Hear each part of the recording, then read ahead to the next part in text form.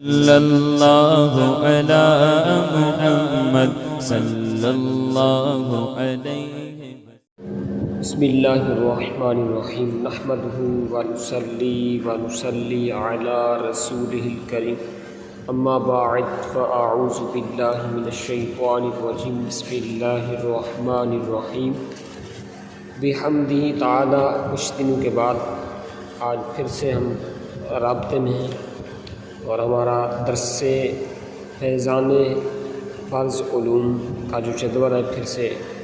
اللہ پاک کے فضل و کرم سے شروع ہو جاتا ہے۔ اللہ پاک اسے پایہ تکمیل تک پہنچنے کی توفیق رفیق نصیب فرمائے۔ خیر بلا تاخیر بلا تمہید میں اپنے موضوع کو شروع کرتا ہوں۔ آج میں دو مختلف موضوع پر گفتگو کروں گا، ایک تو معجزہ اور کرامت کے حوالے سے، دوسرا آسمانی کتب کے حوالے سے۔ تو دو مختلف موضوع پر ہماری گفتگو ہوگی، تو توجہ سے امید ہے آپ بیٹھیں گے اور سنیں گے اس کو۔ سب سے پہلی بات یہ کہ معجزہ کسے کہتے ہیں؟ نبی اپنے صدق کا اعلانیہ دعویٰ فرما کر محالات عادیہ کے ظاہر کرنے کا ذمہ لیتا ہے اور انکار کرنے والوں کو اس کے مثل کی طرف بلاتا ہے۔ اللہ رب العزت جل مجدہ الکریم اس کے دعویٰ کے مطابق امر محال عادی ظاہر فرما دیتا ہے، یعنی جو کام عادتاً محال ہوتا ہے، ظاہری طور پر ممکن نہیں ہوتا، اللہ پاک اس کو کیا کرتا ہے؟ محال عادی فرما دیتا ہے، یعنی ظاہر فرما دیتا ہے۔ اور منکرین یعنی انکار کرنے والے سب عاجز رہتے ہیں۔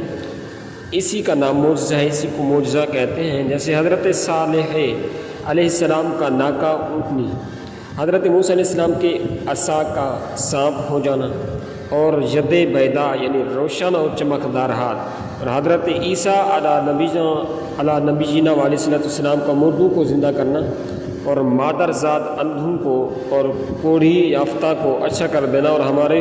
حضور امام الانبیاء علیہ السلام کے معجزے تو ان گنت ہیں، بے شمار ہے، کتابوں میں لکھا ہے، بلکہ ہم نے سنا بھی تھا حضور علیہ السلام کے، جب اس سے پچھلا موضوع جو گزرا ہے ہمارا حضور علیہ السلام کے خصائص کے حوالے سے، تو اس کے اندر یہ تھا کہ اللہ پاک نے کم و بیش 1,24,000 پیغمبر جو مبعوث فرمائے ہیں، ان میں سے جتنے نبیوں کو جتنے معجزات عطا فرمائے ہیں حضور علیہ السلام کے اندر، وہ سارے کے سارے جمع ہیں، اور ان سے بھی بڑھ کر اور بھی دیگر بھی معجزات عطا ہوئے ہیں اللہ پاک کے فضل و کرم سے۔ اب اگلا سوال کیا ہے کہ کیا جھوٹا نبی معجزہ دکھا سکتا ہے؟ جواب: جو شخص نبی نہ ہو اور نبوت کا دعویٰ کر دے تو وہ جھوٹا ہے۔ وہ دعویٰ کر کے کوئی محال عادی یعنی ایسا کام جو عادتاً ممکن نہ ہو اپنے دعوے کے مطابق ظاہر نہیں کر سکتا، ورنہ سچے اور جھوٹے میں فرق نہیں رہے گا۔ اگلا سوال: نبی سے جو خلاف عادت بات ظاہر ہو اسے معجزہ کہتے ہیں، کسی اور سے ظاہر ہو تو پھر اس کو کیا کریں گے؟ اب اس کی جواب سنیں کہ نبی سے جو بات خلاف عادت بعد نبوت ظاہر ہو اسے معجزہ کہتے ہیں۔ نبوت کا اعلان کرنے کے بعد جو خلاف عادت بات اچھی بات ظاہر ہو اس کو معجزہ کہتے ہیں، اور قبل نبوت ظاہر ہو تو اس کو ارہاس کہتے ہیں، ارہاس۔ اور ولی سے جو ایسی بات صادر ہو اس کو کرامت کہتے ہیں، اور عام مومنین سے جو ظاہر ہو تو اسے معونت کہتے ہیں، معونت یعنی مدد، اللہ تعالیٰ کی طرف سے مدد، اولیاء کرام کی مدد، انبیاء کرام کی مدد، معونت کہتے ہیں اس کو۔ اور بے باک، فجار یا فساق یا کفار یعنی پرلے درجے کا گناہ گار، فاسق، مولن یا کفار بد مذہب ہیں، جو ان کے موافق ظاہر ہو تو اس کو استدراج کہتے ہیں، اور ان کے خلاف ظاہر ہو تو اہانت ہے، اور ان کے خلاف ظاہر ہو تو ان کو اہانت یعنی توہین سے ہے۔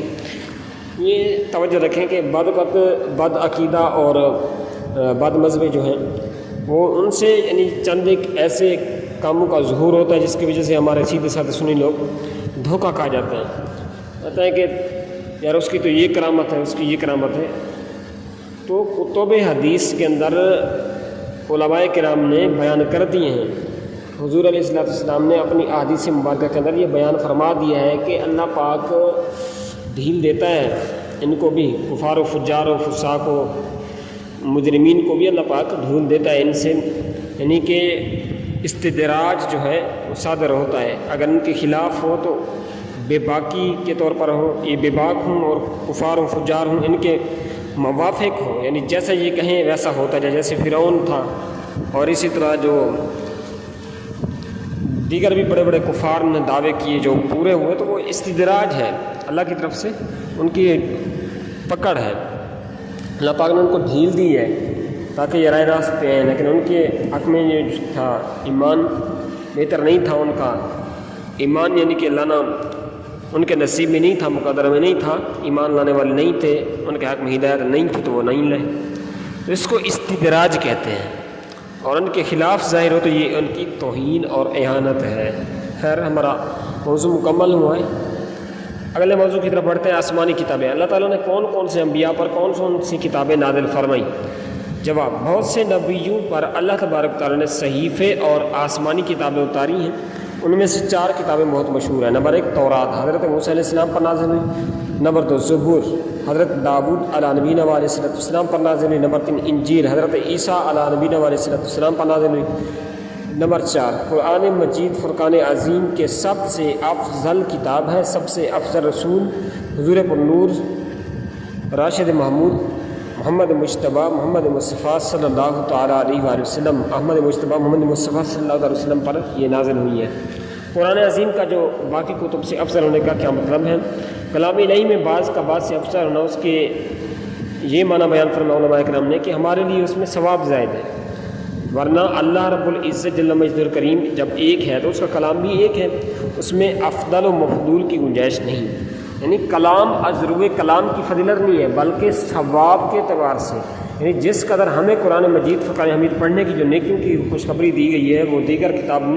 آسمانی کتابوں کو پڑھنے کی وہ نہیں تھی، اس اعتبار سے ان کو افضل کہا ہے۔ بہرحال وہ بھی اللہ کا کلام تھا، یہ بھی اللہ کا کلام ہے، بقیہ یہ کہ ادب اور احترام کے اعتبار سے وہ سارے برابر ہیں۔ سب کا کتب سماوی کے بارے میں ہمارا کیا عقیدہ ہونا چاہیے؟ سب آسمانی کتابیں اور صحیفے حق ہیں اور سب کلام اللہ ہیں، ان میں جو کچھ ارشاد ہوا سب پر ایمان لانا ضروری ہے، مگر اگلی کتابوں کی حفاظت اللہ تعالیٰ نے امت کے سپرد کی تھی، ان سے اس کا حفظ نہ ہو سکا، کلام الہی جیسا اترا تھا ان کے ہاتھوں میں ویسا باقی نہ رہا، بلکہ ان کے شریروں نے تو یہ کیا کہ ان میں تحریفیں کر دیں، تحریفیں یعنی تبدیلیاں کر دیں، جو اپنی خواہش کے مطابق گھٹا دیا، بڑھا دیا۔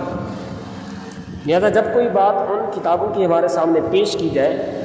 تو اگر وہ ہماری کتاب یعنی قرآن مجید فرقان حمید اور احادیث طیبہ اور اقوال بزرگان دین کے مطابق ہے تو ہم اس کی تصدیق کریں گے، اور اگر مخالف ہے تو یقین جانیں گے کہ یہ ان کی تعریفات سے ہے، اور اگر موافقت اور مخالفت کچھ معلوم نہیں تو حکم ہے کہ ہم اس بات کی نہ تصدیق کریں نہ تکذیب، جھٹلائیں بھی نہیں، اس کی تصدیق بھی نہ کریں، بلکہ یوں کہیں کہ آمنت باللہ و ملائکتہ و کتبہ و رسلہ، اللہ عز و جل اور اس کے فرشتوں اور اس کی کتابوں اور اس کے رسولوں پر ہمارا ایمان ہے۔ اگلا سوال یہ ہے کہ جو یہ کہے کہ قرآن مجید فرقان حمید میں کچھ کم یا زیادہ کر دیا گیا، اس کے بارے میں کیا حکم ہے؟ جواب، چونکہ یہ دین ہمیشہ رہنے والا ہے، دین قویم ہے، تو لہٰذا قرآن مجید فرقان حمید کی حفاظت اللہ رب العزت نے اپنے ذمہ رکھی ہے۔ اللہ پاک قرآن پاک میں جہاں فرماتا ہے اِنَّا نَحْنُ نَزَّلْنَا الذِّكْرَ وَإِنَّا لَهُ لَحَافِظُونَ، بے شک ہم نے قرآن اتارا اور بے شک ہم اس کے ضرور نگہبان ہیں۔ یعنی اس میں کسی حرف یا نقطہ کی کمی بیشی محال ہے، اگرچہ تمام دنیا اس کے بدلنے پر جمع ہو جائے، تو جو یہ کہے کہ اس میں کہ کچھ پارے یا صورتیں یا آیتیں بلکہ ایک حرف بھی کچھ کسی نے کم کر دیا یا بڑھا دیا یا بدل دیا، قطعاً کافر ہے کہ اس نے اس آیت کا انکار کیا ہو جو ہم نے ابھی لکھی۔ قرآن مجید فرقان حمید کے کتاب اللہ ہونے پر کیا دلیل ہے؟ قرآن مجید فرقان حمید کتاب اللہ ہونے پر اپنے آپ دلیل ہے کہ خود اعلان کے ساتھ کہہ رہا ہے قرآن کہ وَإِن كُنتُمْ فِي رَيْبٍ مِّمَّا نَزَّلْنَا عَلَىٰ عَبْدِنَا فَأْتُوا بِسُورَةٍ مِّن مِّثْلِهِ وَادْعُوا شُهَدَاءَكُم مِّن دُونِ اللَّهِ إِن كُنتُمْ صَادِقِينَ فَإِن لَّمْ تَفْعَلُوا وَلَن تَفْعَلُوا فَاتَّقُوا النَّارَ الَّتِي وَقُودُهَا النَّاسُ والحجارۃ اعدت للکافرین۔ ترجمہ سماعت فرمائیں، اگر تم کو اس کتاب میں جو ہم نے اپنے سب سے خاص بندے محمد مصطفیٰ علیہ السلام پر اتاری کو شک ہو تو اس کی مثل کوئی چھوٹی سی صورت کہلاؤ اور اللہ کے سوا اپنے سب حمایتوں کو بھلا لو اگر تم سچے ہو۔ اگر ایسا نہ کر سکو تو ہم کہہ دیتے ہیں اور ہرگز ایسا نہ کر سکو گے تو اس آگ سے ڈرو جس کا ایندھن آدمی اور پتھر ہیں جو کافروں کے لیے تیار کی گئی ہے۔ لہٰذا کافروں نے اس کے مقابلہ میں جی توڑ کوششیں کی مگر اس کی مثل ایک سطر نہ بنا سکیں۔ اگلی کتابیں انبیاء ہی کو زبانی یاد ہوتی، قرآن عظیم کا یہ معجزہ ہے کہ مسلمانوں کا بچہ یاد کر لیتا ہے۔ قرآن عظیم کی کتنی آیتیں ہیں، قراتیں ہیں، قرآن پاک کی کتنی قراتیں ہیں، یعنی کتنے طریقوں سے اس کو پڑھا گیا ہے۔ قرآن عظیم کی 7 قراتیں سب سے زیادہ مشہور و معروف ہیں اور متواتر ہیں، یعنی تواتر کے ساتھ مسلسل چلی آتی رہیں۔ ان میں معاذ اللہ کہیں اختلاف معنی نہیں، یعنی اس سے معنی نہیں بگڑتا، سب حق ہیں۔ اس میں امت کے لیے آسانی یہ ہے کہ جس کے لیے جو قرات آسان ہو وہ پڑھے، اور حکم یہ ہے کہ جس ملک میں جو قرات رائج ہے عوام کے سامنے وہی پڑھی جائے۔ جیسے ہمارے ملک میں قرات عاصم باری روایت حفظ کے لوگ ناواقفی سے انکار کریں گے اور وہ معاذ اللہ کلمہ کفر ہوگا، یعنی جس ملک میں جو قرات رائج ہے وہی پڑھی جائے گی، دوسری قرات ادروائز ہم تلاوت کریں گے قرآن مجید کو تو پھر علماء تو جانتے ہیں، جبکہ عوام فتنے میں پڑھے گی تو یہ قرآن پاک کو کس قدر وہ سمجھے کہ قرآن پاک کے اندر تبدیلی ہو رہی ہے، حالانکہ تبدیلی نہیں ہے۔ جو قرآن پاک کی 7 جو مشہور قراتیں ہیں تو اس کا علم جو ہے اور بڑے علماء جو ہیں جانتے ہیں، اور ہاں تلاوت اس کی جو ہے سب کی بیک وقت نہیں کی جا سکتی کہ عوام فتنے کے اندر پڑھے گی کہ یہ کیا چیز ہے۔ واللہ تعالی عالم ورسولہ عالم عز وجل وجل جلالہ اما نوالہ۔ اللہ پاک ہم سب کو دونوں جہاں کی بھلائیاں عطا فرمائے، ہم سب کے علم و عمل میں اللہ پاک نفع بخش اضافہ فرمائے، اور اللہ علم نافع عطا فرمائے، اور جو علم سیکھیں سنیں سمجھنے عقل سلیم کے ساتھ اور جسم سلیم کے ساتھ عمل کرنے کی سعادت نصیب فرمائے۔ آمین بجاہ نبی الکریم الامین صلی اللہ تعالیٰ علیہ وسلم۔ صلو علی الحبیب صلی اللہ تعالیٰ علی محمد صلی اللہ تعالیٰ علیہ وآلہ وسلم۔ صلی اللہ علی محمد صلی اللہ علیہ وسلم۔